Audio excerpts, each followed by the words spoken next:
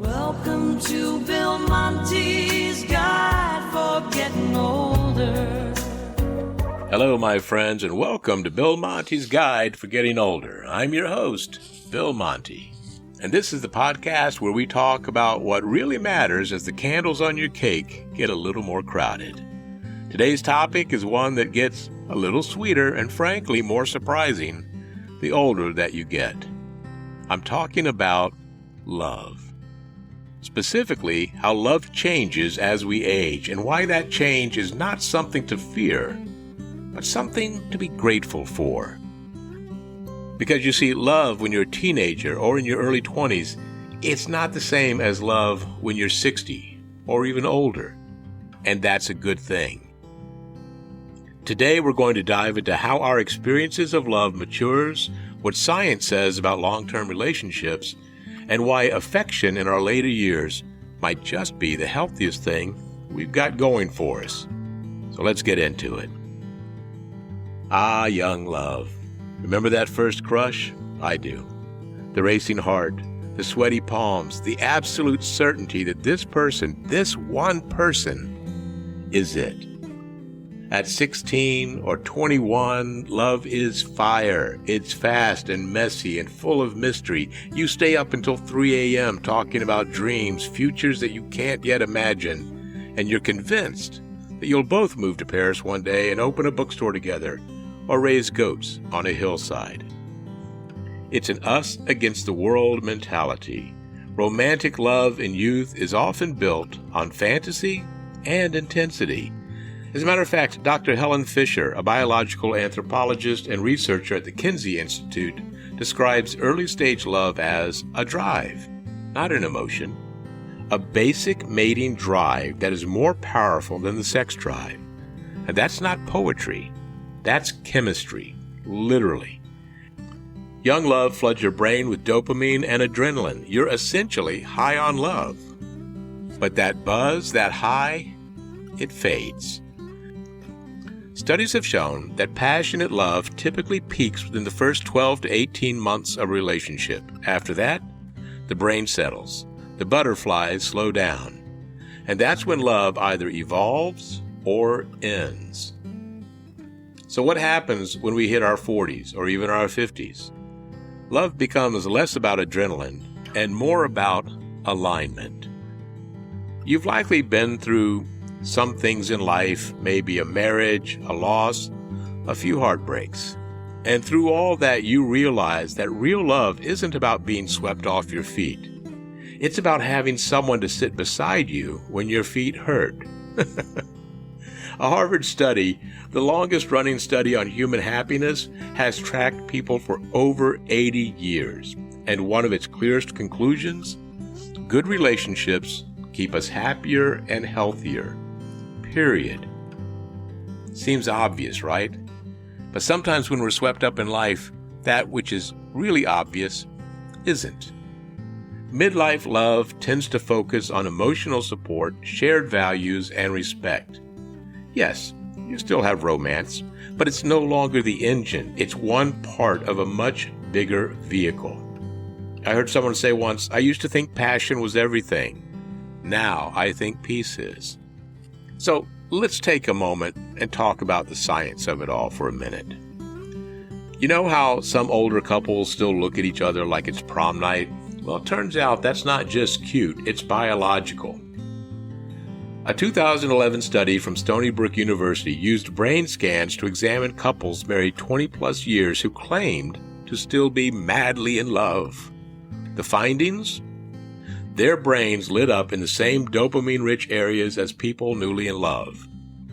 That's right, long-term love can still give you a high, just a more sustainable one. And that matters, because people in long-term loving relationships have lower blood pressure, reduced rates of depression, stronger immune systems, and even longer lifespans. According to a 2020 meta-analysis published in Psychological Bulletin, married people had a lower risk of early death compared to unmarried ones, especially when the marriage was described as supportive. So, if your partner still brings you tea or coffee without asking, that's medicine. and love. What about love at 65 or 70 or 80? By this point, the loud music of passion becomes a kind of quiet jazz, still warm, still complex, but deeper. As we age, our needs shift. We want companionship, trust, and this is a big one, folks, emotional safety. The National Institute on Aging reports that older adults who are in close relationships tend to report better cognitive function, lower rates of chronic disease, and less loneliness. Even the loss of a spouse does not extinguish the human desire to love. Many older adults fall in love again and report richer, more emotionally mature relationships than they had in their youth. It's not always about finding someone to complete you. It's about finding someone who complements your life as it is. I sometimes think about me and my wife when thinking about this. We don't argue anymore. I'm not going to say never, but for the most part, we don't argue about nonsense anymore. We just hold hands and watch Jeopardy, which I think is a law when you get older. You have to watch Wheel of Fortune and Jeopardy. All right, let's get real for a moment. Love at 65 might not include wild weekends or love letters scribbled at 2 a.m., but you know what it does include? Knowing someone's coffee order without asking. Listening to the same story again because it makes them smile. Laughing at inside jokes that are 20 or 40 years old. Sitting in comfortable silence and feeling full. That's not boring. That's intimacy. Earned intimacy. And as Dr. Sue Johnson, creator of emotionally focused therapy, says, the most functional way to regulate difficult emotions in love relationships is to share them. Older couples are often better at this. You've lived long enough to know that time is short, so the ego steps aside and connection moves forward. Okay, gonna wrap this up. What are my thoughts? Love doesn't disappear as we age. It doesn't weaken. It evolves. It grows wiser, more patient, more grounded. It may look quieter on the outside to those looking at us, but inside, it's full of memory, trust, and tenderness. And maybe that's the real kind of love we've been after all along. You know, this episode came about because a friend and I were having a conversation. We're both in long marriages about how it has changed since when we first met. And it got me thinking about the evolution of love for me personally and for those that I know. So I can tell you from experience, all of this is true. I won't say that the passion no longer exists, but it has been replaced by something more fulfilling. As I said before, a completeness to us as people, to us as a couple, to those quiet moments at night when we're both in a room, but there is no need to talk because we are comfortable in our silence.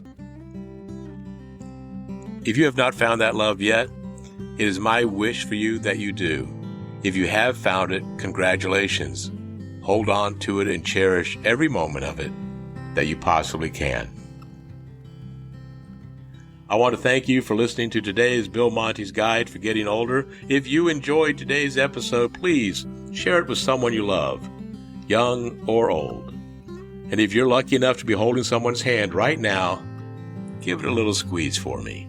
And tell them it's from your friend, Bill Monty. If you could also just take a moment to hit that subscribe or follow button if you've not done so already on whatever platform that you're listening on. If you could leave me a comment about your journey of love, what you think about what I've talked about in today's episode. If you could hit that like button, you could send me an email at billmonty04@gmail.com. But mostly, spend your days filled with love and filling it with love for others.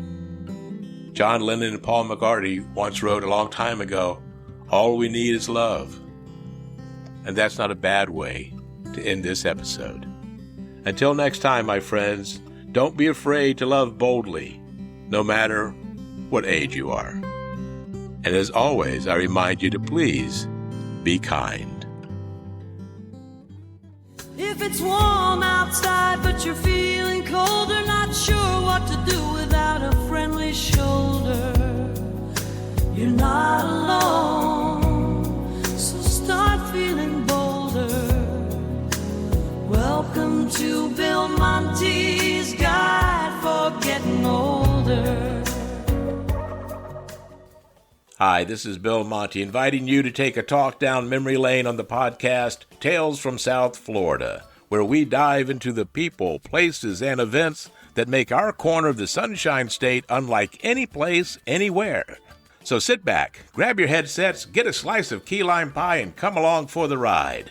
Full episodes, music, videos, and more are available at talesfromsouthflorida.com. Tales from South Florida, where the stories meet the sea.